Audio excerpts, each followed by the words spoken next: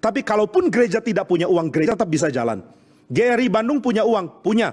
Tapi kalaupun kita tidak punya uang, akan ada jalan untuk kita menjalankan pekerjaan kita, menjalankan kehidupan gerejawi kita. Uang bukan patokan. Tuhan karuniakan uang, kita tidak buang, kita jaga baik-baik.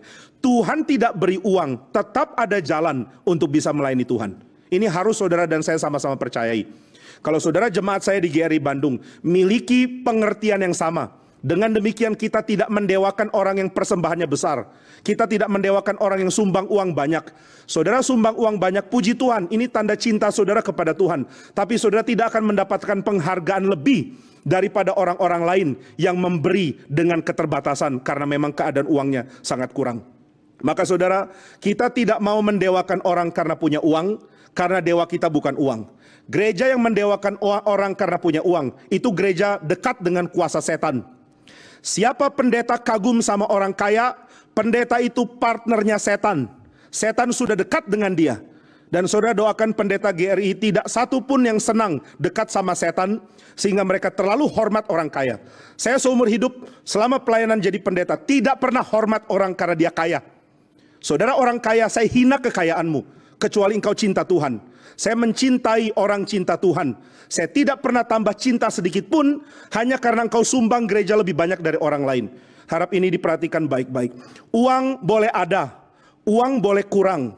Jangan takut, uang bukan dewamu. Kristus tidak ada, takut. Saya tidak bisa hidup kalau bukan karena Kristus. Gereja kalau tidak ada Kristus, mati. Gereja kalau tidak ada Kristus, bubar. Kristus kalau tidak hadir dalam hidup saudara, mati. Saudara mati karena tidak ada Kristus.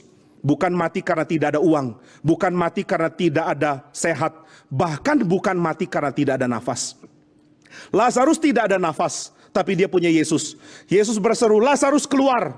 Lazarus nggak bisa protes, nggak ada nafas kok. Dia mau bilang, saya nggak mau keluar, nggak bisa. Dia terpaksa punya nafas. Ya saya yakin dia nggak merasa terpaksa. Dia hidup dan dia dibangkitkan oleh Tuhan Yesus. Dan saudara, ini merupakan gambaran yang indah. Siapa punya Kristus, dia punya hidup. Siapa tidak punya Kristus, dia mati. Siapa punya Kristus, dia hidup dalam terang. Siapa tidak punya Kristus, dia hidup dalam kegelapan. Sudahkah engkau dan saya mengerti hal ini? Sudahkah gereja mengerti hal ini? Tanpa Kristus engkau mati. Maka saudara sekalian, gereja sangat sengsara tanpa Kristus. Gereja perlu Kristus. Dan selama saudara tidak mencintai Kristus, saudara mati. Selama saudara mencintai yang lain lebih dari Kristus, engkau sedang mati. Harap ini disadari.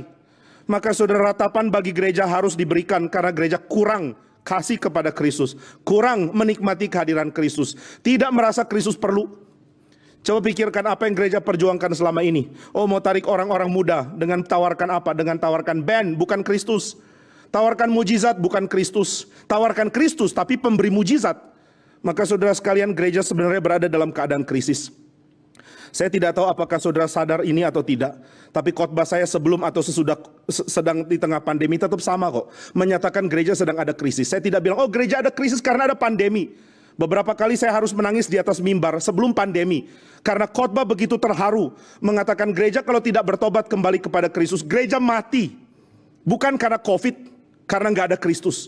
Dan khotbahnya nggak berubah meskipun sekarang. Maka saudara sekalian, mari kita sadari hal ini. Yesus memberikan janji yang besar sekali. Aku tidak mungkin meninggalkan engkau, karena engkau akan mati tanpa aku. Dan gereja akan mengatakan, Tuhan, kami tidak bisa hidup tanpa engkau. Kami mati tanpa engkau.